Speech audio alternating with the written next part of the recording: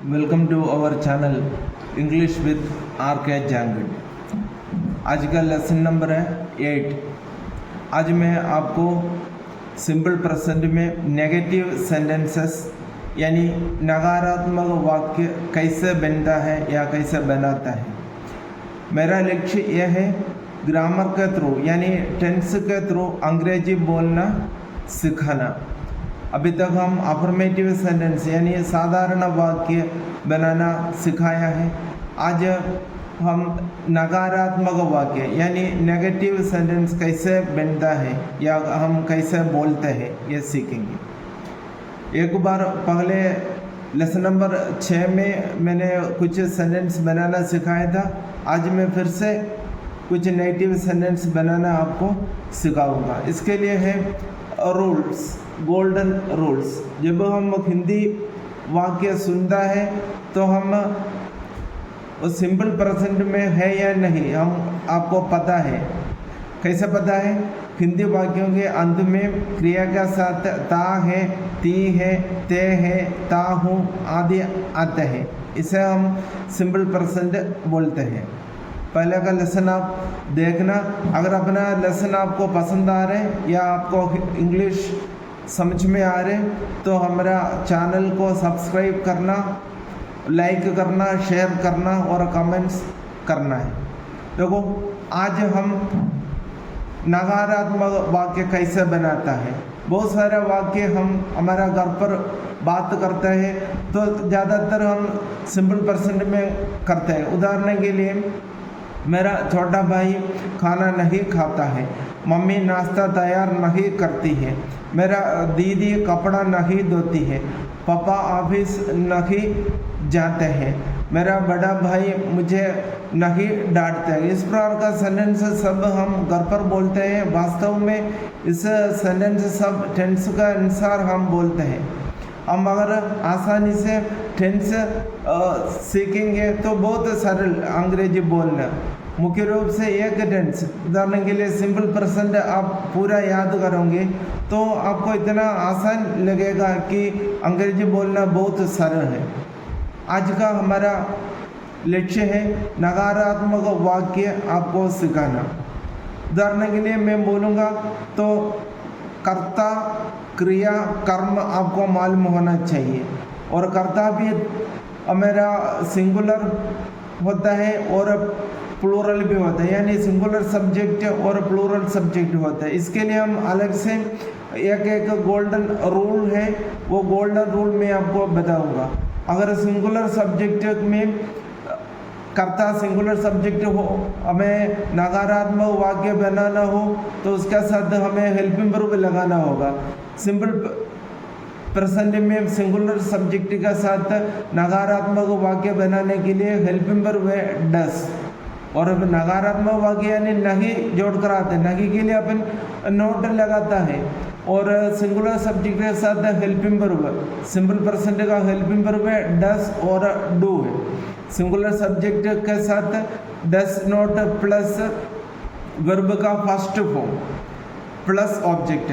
पिछले लेसन में आपको मैं करीब 14 वर्ब और उसका 5 फॉर्म्स आपको सिखाया है, वो भी एक बार आप देखिए।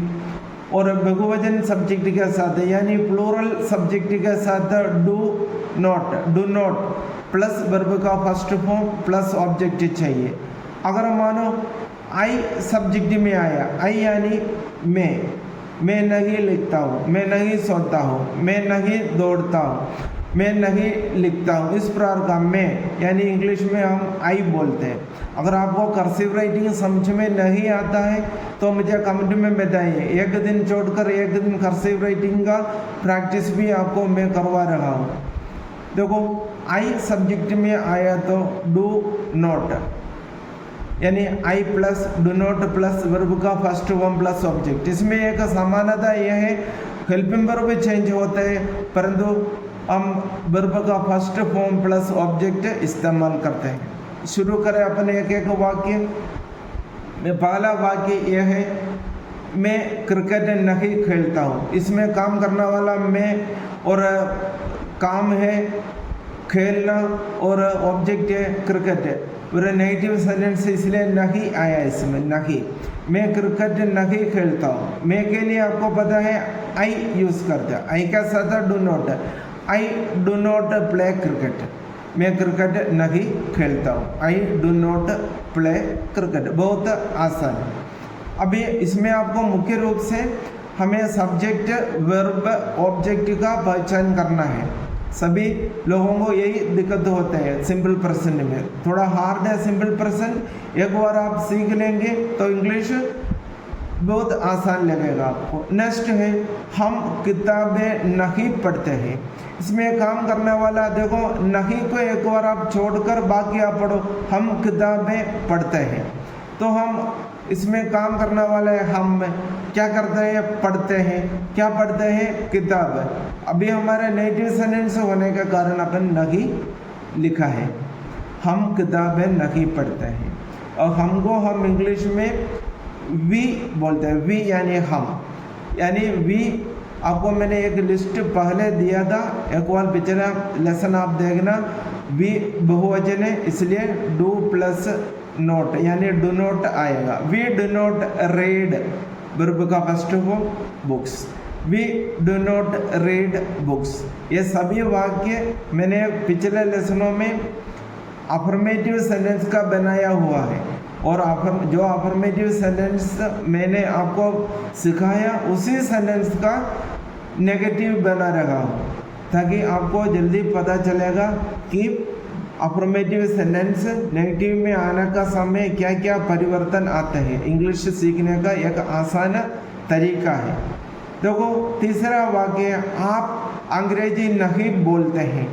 आप इधर काम करने वाला आप, आपको इंग्लिश में बोलते हैं यू।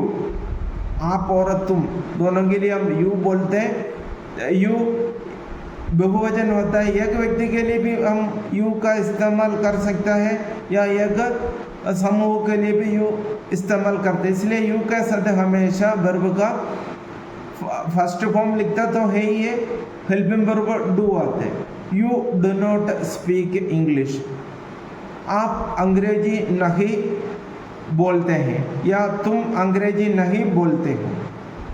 आ गया समझ में आपको?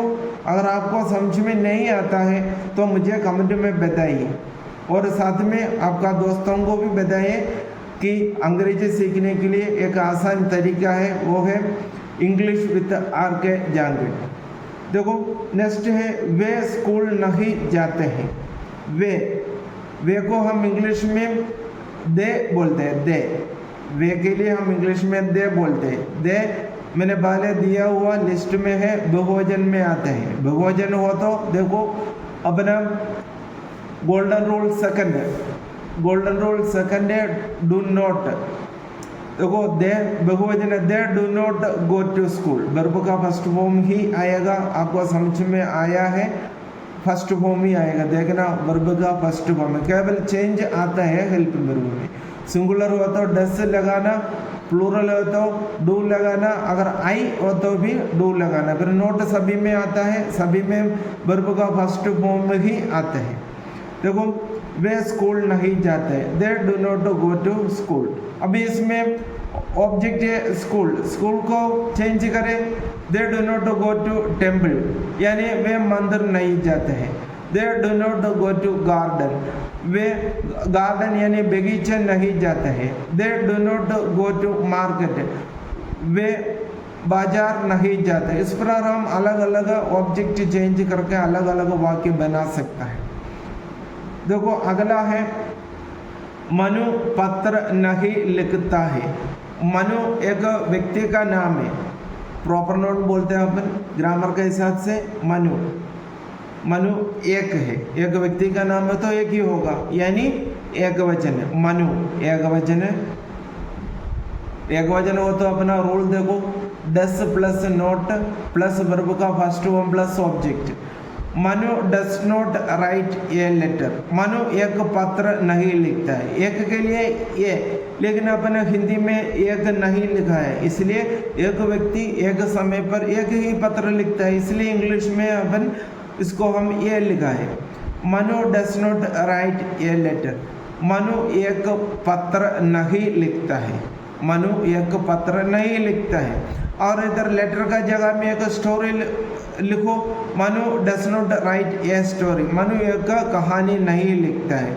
Manu does not write a poem, poem यानी कविता, Manu does not write a poem यानी मनु एक कविता नहीं लिखता है। इस प्रकार अपन ऑब्जेक्ट को चेंज करके अनेक सेंटेंस हम बना सकते हैं। आने वाला क्लासों में मैं आपको ऑब्जेक्ट वगैरह अलग करके अलग अलग सेंटेंस बनाने का तरीका और सिखाऊंगा। मुझे पूरा विश्वास है आप लोगों को इंग्लिश अभी समझ में आ रहे होंगे। देखो एक और सेंटेंस है, वह स्कूल नहीं जाती है, वह, और नहीं को एक बार भूल जाओ और फिर देखो वह स्कूल जाती है। इसमें काम करने वाला कौन है? वह। क्या काम करती है? जाती है। कहाँ पूछा तो स्कूल, इसका नेगेटिव बनाओ नहीं जोड़कर, वह स्कूल नहीं जाती है। काम करने वाला वह के लिए ही भी आएगा, शी भी आएगा। इधर जाती है इसका मतलब यह होता है कि शी है, इसलिए हम कैसे बनेंगे? शी एक वचन है, एक वचन का गोल्डन रूल ये है, एक वचन सब्जेक्ट यानी singular subject plus does plus not, does not verb का first form plus object. She does not go to school, object है स्कूल। She does not go verb का फर्स्ट फॉर्म आया, इधर डस नॉट आया, इसलिए वर्ब का फर्स्ट फॉर्म ही आएगा।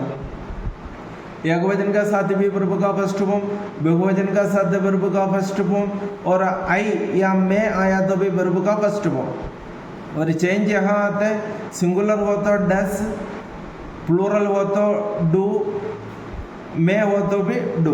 देखो वह स्कूल नहीं जाती है, she does not go to school, वह स्कूल नहीं जाती है। अगर अपने इस स्कूल को थोड़ा चेंज करके रसोई घर बना दो, she does not go to kitchen, वह रसोई घर नहीं जाती है। She does not go to papa, इधर गो टू पापा यानी पापा का पास, वह पापा का पास नहीं जाती है। She does not go to temple, वह मंदिर नहीं जाती है। She does not go to ground, वह मैदान नहीं जाती है। इस प्रकार अलग अलग ऑब्जेक्ट चेंज करके आप अलग अलग वाक्य बना सकता है। और आज का एक्सरसाइज है, मैं अभी 3 एक्सरसाइज दिए हैं। एक्सरसाइज ट्रांसलेट इनटू इंग्लिश, अंग्रेजी में अनुवाद करो। आप मुझे कमेंट में ये बताना आपने कैसे बनाया। पिताजी समाचार पत्र नहीं पढ़ते हैं, सुमन गृह कार्य नहीं करती है, मम्मी भोजन नहीं पकाती है। यह है आज का क्लास। एक बार और मैं आपको बता रहा हूँ, अगर आपको अंग्रेजी समझ में आता है तो अपना channel English with R K. Jangid subscribe करें, आपको दोस्तों को भी बताएं और कमेंट भी करें और शेयर भी करें। अगला लेसन में हम मिलेंगे।